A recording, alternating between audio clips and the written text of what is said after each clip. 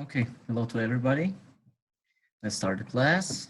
And our topic in Geula Moshiach that we spoke was about the idea that do no miracles when it's not one of the signs of Mashiach that Mashiach is coming, that he needs to do for us miracles and wonders.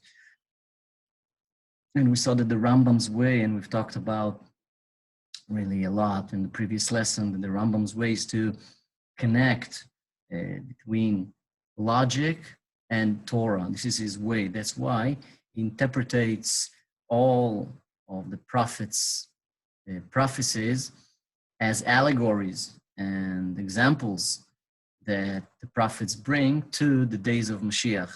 According to the Rambam, the days of Mashiach are same days as we are, in the same world that we are today. It's the same natural world that we feel, that we see, that we're keeping on the mitzvot, and we're learning the Torah in the same world. The difference is that we'll have the freedom and the opportunity to fulfill all the 613 mitzvot without no disturbing, not from the outside, not from the inside.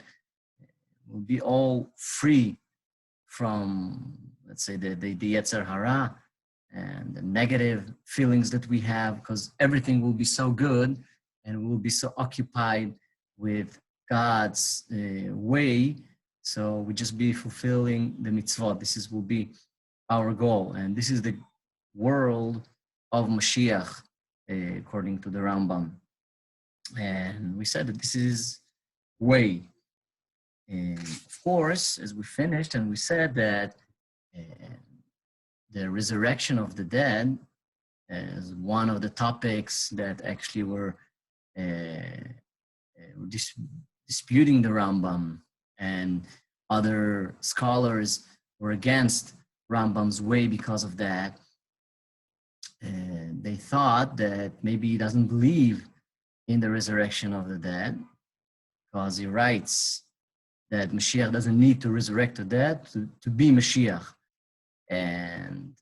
But we saw that in Geret Teiman, the letter that he sends to the Yemen Jews, he says, obviously, that Mashiach will resurrect the resurrection of the dead, either by Mashiach, either by the Geula by itself, but Mashiach, in that time, the resurrection of the dead will be. So how, on one hand, the Rambam says that it's not one of the purposes of Mashiach, and the world will continue to be natural world as we know it. And on the other hand, the Rambam writes that the resurrection of the dead will be, because this is exactly his way. Whenever the prophecy can be interpreted in such a way that it will fill with logic, the Rambam does it. Logic is what keeps the Rambam way about coming of Mashiach. And when the interpretation of the prophecy, we cannot use it in an allegory like resurrection of the dead, Rambam says, okay, it will happen by simple term. There is no problem that it will happen to. It's not one of the fundaments, you can say, not one of the core beliefs, and not one of the things that are symbolizing the days of Mashiach. But it's a prophecy, it will happen. It's according to the Rambam, because again, the Rambam's way is that the Geula is coming in our world, and it's very, very understandable, because the idea of the Torah and Mitzvot is to be in our world.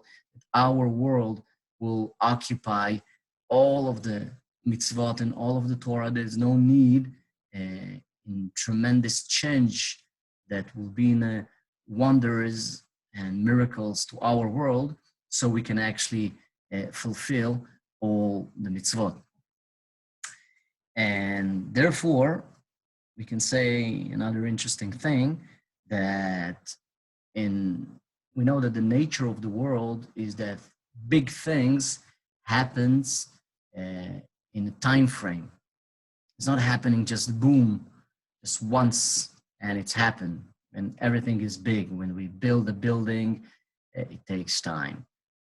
When we learn something, it takes time. When a child grows to be a man, it takes time. Everything in our world, when we're talking about growing and something big, it's taking time. So same thing, we can understand that the revelation of Mashiach and the Geula is a process. It's not a one thing that happens in a one moment thing, right?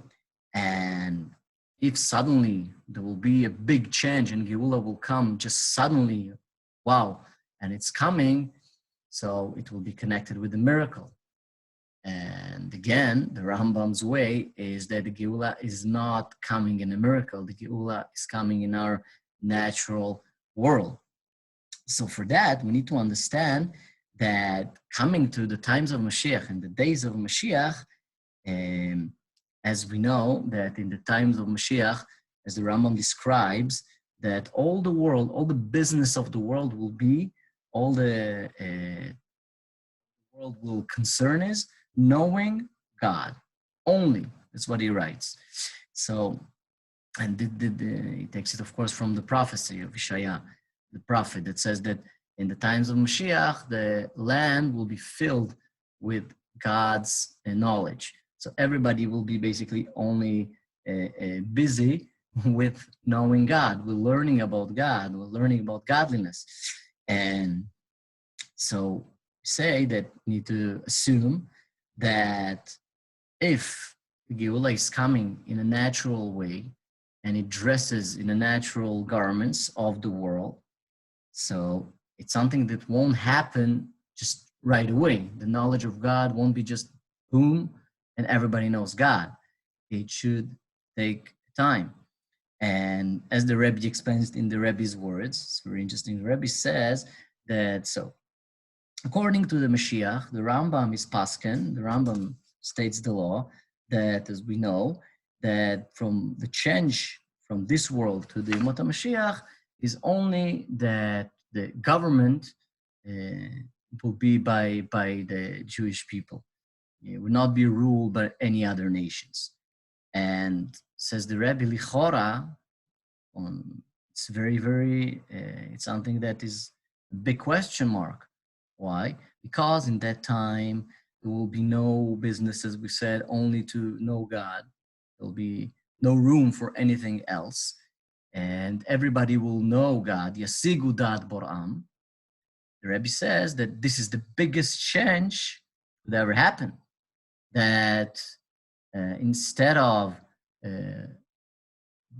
getting involved in the worldly mundane things, business and pleasures and all the human mundane things that we are occupied with, the world will only, people will only be in a state of mind of knowing God. So the Rebbe asks, how is the Rambam says that there is no change between this world and the world of Mashiach? And the only change is that will be ruled by Jews and not by other nations. If the world by itself will change to knowing only God. But the Rebbe says we have to say that this idea that everybody will know God, it won't be in a way of, the Rebbe calls it dilug, like jumping from one point to the other point, because you don't have a greater change that but it will be in a way that people will get used to this knowledge in the natural ways. Because the Rebbe says already in Erev Shabbat, in times before Mashiach is coming, the idea will be only to knowing and knowledge and to know God, to know our Creator by learning Chassidus. Basically, the Rebbe says that the learning of Chassidus is knowing God, is already the preparation, and it's already a part of the Mashiach times. It's already part of knowing God. This is already the part of the prophecy when everybody will know God. Rabbi says we are getting people used by learning Chassidus. And in that way, the Rebbe interprets the Rambam, when the Rambam writes in the Mishnah in Sanhedrin that God will make a place in the hearts of human, and their lust and will be for God by himself, and the knowledge of people will get greater in just before Mashiach is coming. And we see here too that before the coming of Mashiach, there'll be a great awakening and awareness to spirituality and godliness as preparation for the times of Mashiach, that when in that time the knowledge will be very, very great. And by this interpretation of the Rebbe, we understand that it's not something that takes a little time. It's something that is actually taking a lot of time, and maybe a couple of generations from the revelation of Hasidus until our last generation. And we can say maybe too that this preparation has already started from Genesis, right? From Bereshit. We can say that it started. Why? Because this is exactly the process that the world is in from the understanding of God by Avram Avinu. Avram Avinu started to understand Hashem a little bit, started to speak about the knowledge of God, that all the world will serve one God. And so it's been continued by his sons, and then after that by the Israeli nation in Egypt, and then after that by Moshe Rabbeinu and all of the other prophets until the Rambam by himself, and after that by Arizal. So we see that there's a whole process that the world is coming to this idea of one God by themselves, of course, and not like it's been by the first man, that has been just a gift for him. Of course, the first man knew there is only God in the world because it's been created by him. But actually the humanity that after that forgot their creator, and from time to time they started to know about him and get more knowledge and more knowledge. So we see this is a big process. And if we want, we can say that this is what the Rambam writes at the end, at Milchas Melech HaMashiach. He writes that Jesus and Ishmael, they've been basically what their purpose was. Their purpose was to straighten the way for Melech HaMashiach. How? Rambam writes that after they came and they spread the word basically of terms of Mashiach and Torah and mitzvot. So all the world is occupied by this knowledge, but it's a false knowledge, but the terms are the right terms, right? Mashiach and Torah and mitzvot, so commandments, so it's all right, but it's falsely knowledge. The inside is falsely. So when Mashiach will come, so all of the nation can say that, oh, we know those terms, we know Mashiach, but we know it differently. We didn't know the truth about it. So when Mashiach is coming, basically all the people already know that he needs to come, but they don't know exactly the true way of it. So the Rambam said that he's coming to straighten the way for Mashiach, because already the world is fulfilled with this knowledge. So we see too, it's like a preparation for the great knowledge that we'll have in Yemot HaMashiach. So it's a part of this process. And because this process is in a natural way, therefore this process takes a lot of time. So if we'll summarize this chapter, we can say that the Rambam is saying that the Melech HaMashiach by himself is not doing no miracles and no wonders. And in his time, there will be no change in the world, in the natural world that we know, with the laws, with the natural laws. And all of the prophecies that are connected with the revelation of Mashiach, the Rambam is interpreting in a way of allegory. And the inner idea of it is because we explained that Mashiach, his purpose is to return back all the Torah and mitzvot, and to get back to the times of David HaMelech and Shlomo HaMelech and the Jewish Empire, but in a greater way, in a worldwide way. Therefore, we cannot make a term or not make the miracles and wonders as one of the fundaments for his coming. Because by that, we'll say that the Torah will have a problem with the eternity of Torah. Because we say, okay, we need to change the world for the Mashiach. It means we need to change the mitzvot, we need to change the Torah, we need to change the commandments for the Mashiach is coming. Like Mashiach is something else than the Torah and mitzvot that we know today. But according to the Rambam, this is not correct, because the Torah and mitzvot are infinite and they will be fulfilled in this physical world.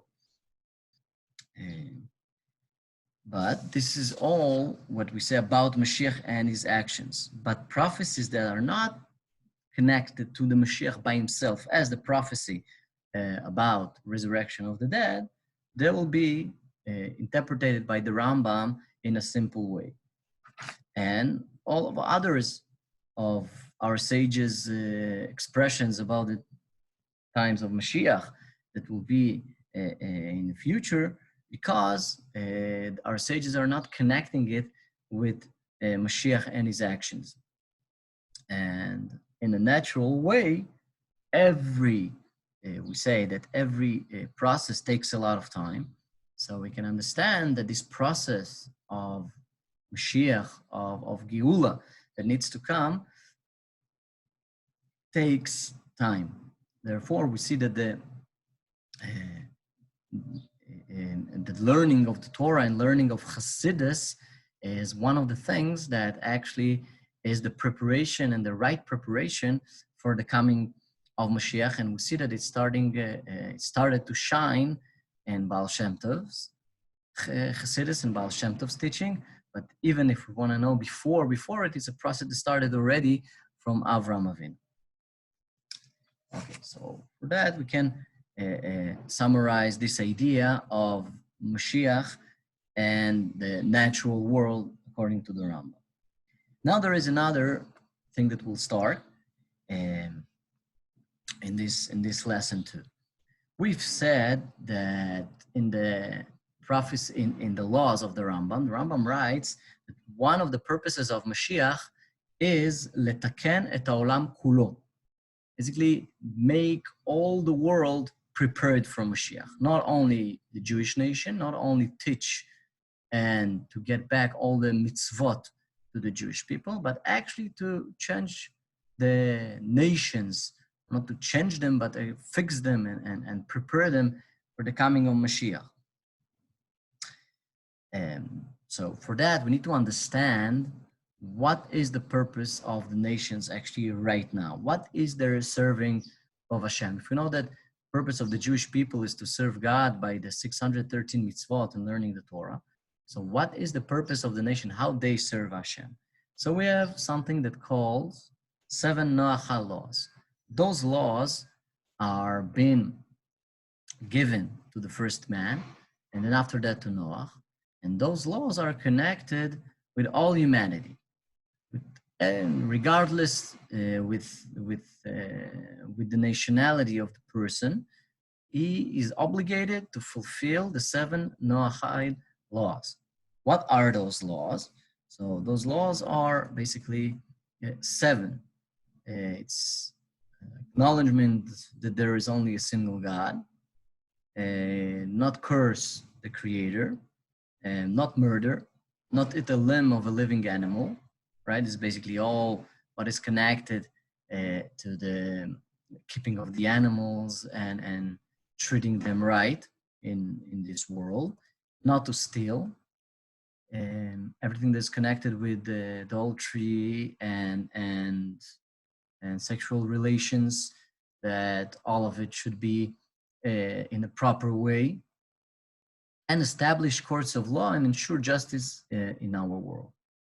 All those laws are being given to all humanity, and they're very logical laws, but the humanity needs to do them not only because they are logical, because if there will be only like human laws. So maybe there will be some circumstances in the world that will change those laws.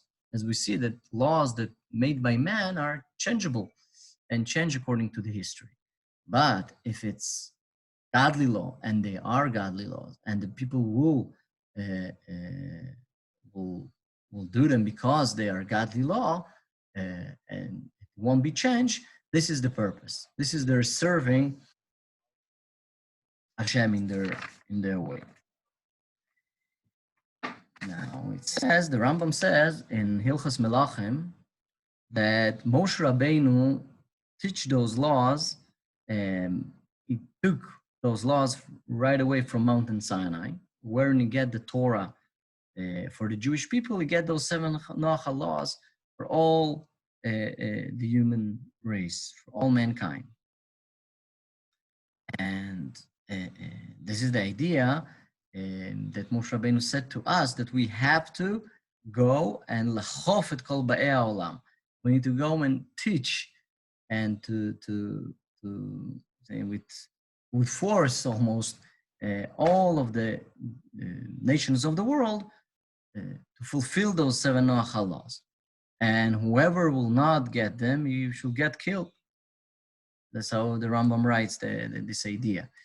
And whoever gets those seven mitzvot, and he is obligated and is very careful not to do anything else, he is Chasidei Umot Olam, as the Rambam writes.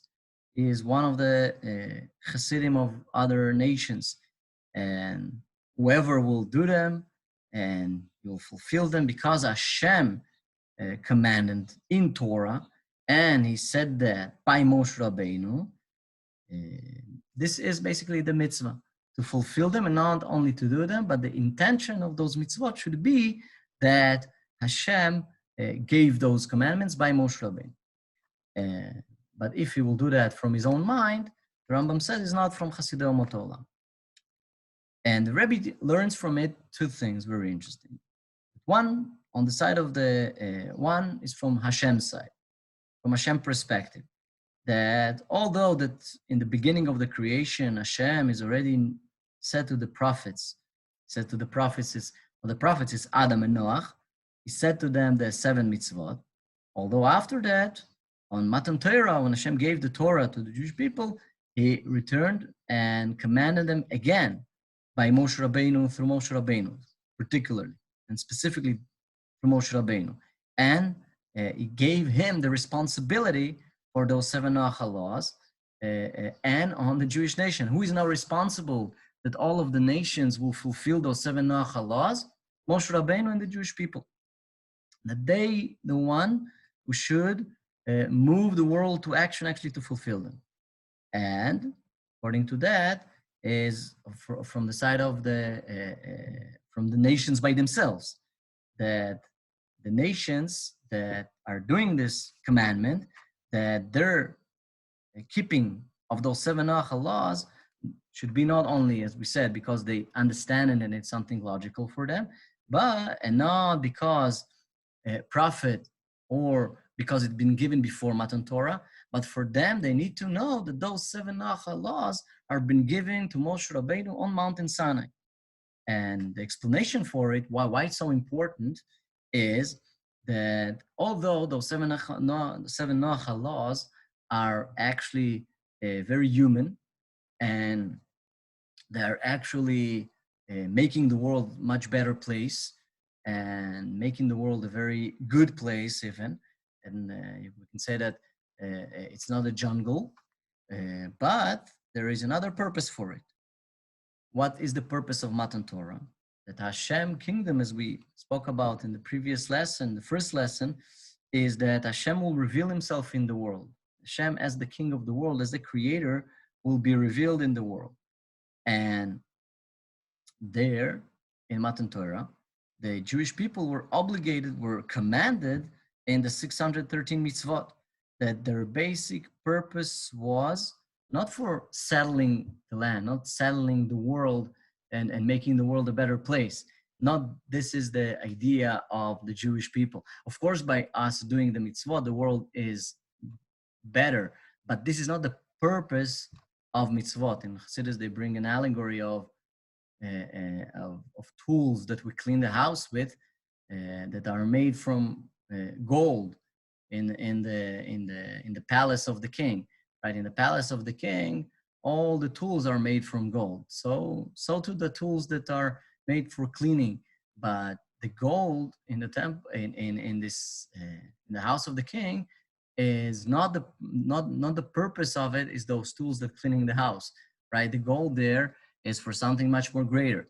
But the tools too, they are made to clean the house. So too, Chassidus brings the allegory for the commandments. Of course, the commandments making a person a better person.